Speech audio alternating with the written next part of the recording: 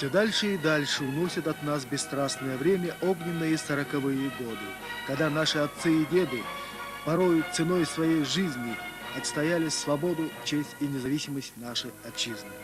С каждым годом редеют ряды убеленных сединами ветеранов Великой Отечественной войны. Все реже и реже на домах можно увидеть вот такие таблички, напоминающие нам, что здесь живет человек, молодость которого пришлась на суровое военное лихолетие. 18 января исполняется 56 лет со дня прорыва Ленинградской блокады. В Логинском Бурятском автономном округе осталось не так уж много участников прорыва той Ленинградской блокады. Один из них – житель села Цаганоль, ветеран Великой Отечественной войны Балдын-Даржы Жамсоев. Так, в 1941 году служил в Дальнем Востоке. У нас эшелоном отправили сколько? 11 дней. Срочно выехали. Станция Тихвин. Станция Тихвин. В Тихвине в боях участвовал. У нас командир был кочевой. Сейчас в данное время он маршал Советского Союза.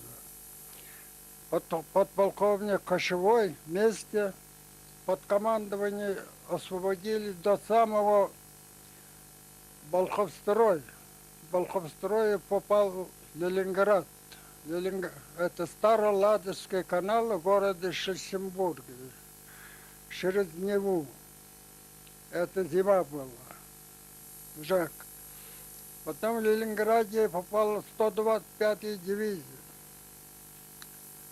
125-я дивизия Красносельский краснознаменный орден Кутузова дивизия. На этой дивизии разведчиком. Но пока задание не выполняющие, ходили разведку за языком. Вот нас получился сколько раз. Потеряли своих друзей, свои товарищи. Вот потом за удачные наши действия наградили. Со мной было Аюров Жамса Сактахандила. Хибенов с этого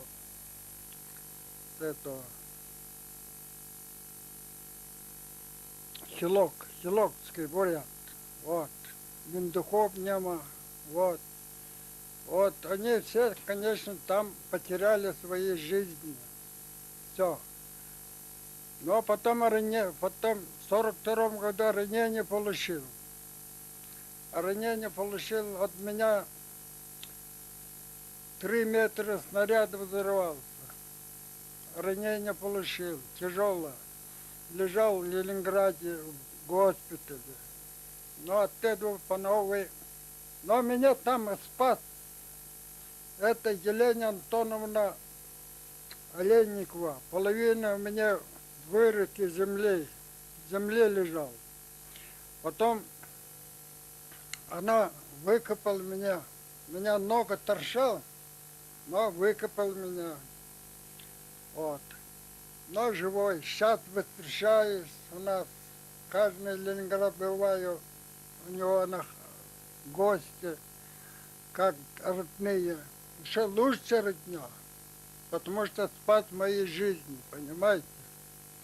Вот. От этого в госпиталь попал 5-я добровольная народная ополченская дивизия Выборгского района под командованием Смирнова.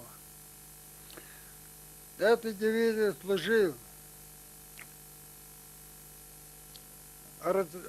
снайпером был. Снайпером счет имел 22. Потом мне не нравился вообще, я сам отказался. Разведка больше снайпером не ходил. Мне каски половину так шерхнул. Вот и все, последнее уже я бросил все это. Но, конечно, командир меня заставил, давай ты мастер Забайкальский, охотник, давай снайпером. Но не могу, мол, все, отказался. Вот такая у меня жизнь. Потом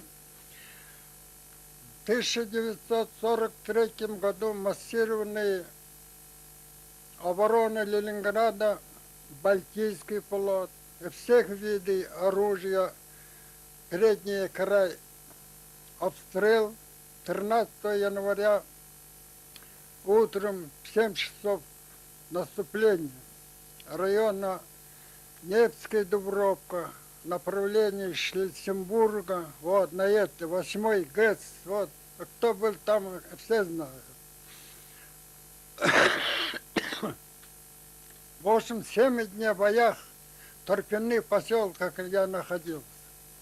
Доходили до самого Октябрьской железной дороги. Октябрьской железной дороги тоже разведка ходил, мне снайпером чем-то ранение по новой, пулевое ранение получил. Потом в госпитале лежал, город Сохол, город Кирове. Город Кирова отправили в выздоровительный батальон в город Москву.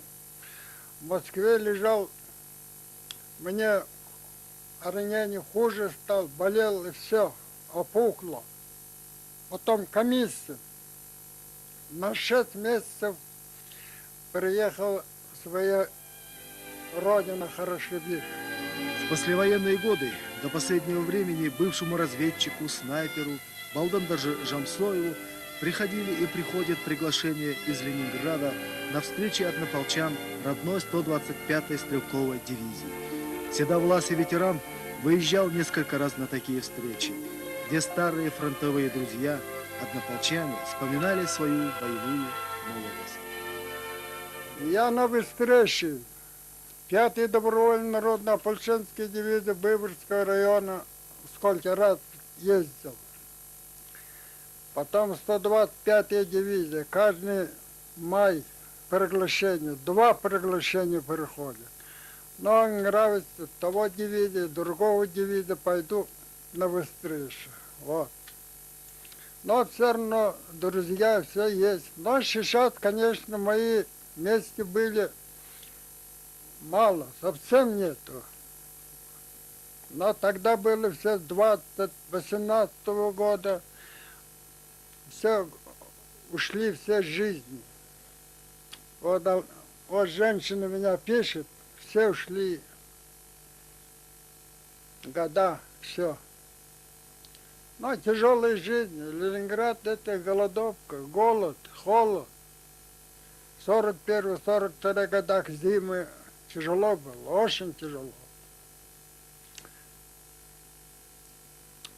Вот такая. Но со мной ездит, хозяйка ездил, дочка ездил, парень ездил в Ленинград на встречу со мной.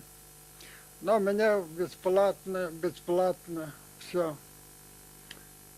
Вот.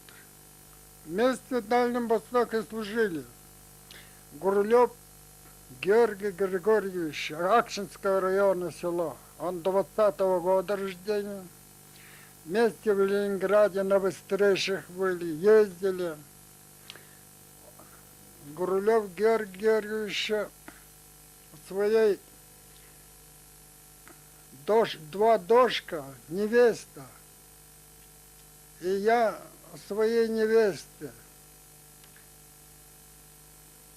И еще одна родня. Вот. 7 человек ездили в Ленинград. На встречах. В Акшинском районе сейчас он живой, нет, вот не знаю, недавно вообще не знаю.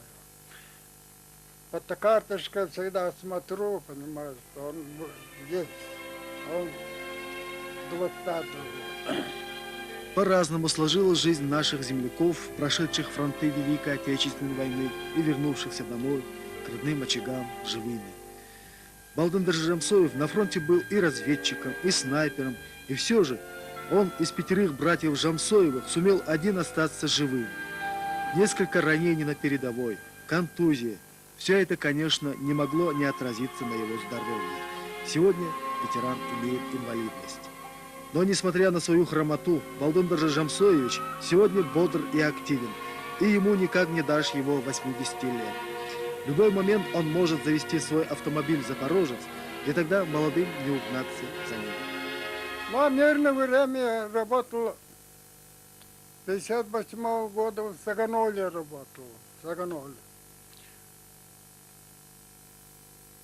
Заведующим магазином работал, продуктовые, хозяйственные. Потом я работал в школе шофером, Урал-ЗИСУ работал. Возили дрова за Гулая. Потом работал заправщиком колхоза. Ну, а потом сейчас нахожусь в пенсии. Пенсию получаю, инвалид второй группы. Ну, окружной администрация тоже поздравления отправляет. Но больше что, все. Агентские округи, да, там Батамункин живет. Потом это лоб дышит. Как же фамилия-то забыл. Базарон Батамунко, да? Батамунко, Бадарон. Он живой, не живой, не знаю. Но это Батамункин Янжит. За речкой там, улица Победы он живет. Вот. Ну, конечно, им привет я всегда передаю. Но раньше колхоз помогали, понимаете. Дрова проводили. А сейчас совсем прекратилось. Но сам знаешь, государство сейчас все похудело. Сегодня, в непростой ситуации, в какой мы находимся, сложно всем.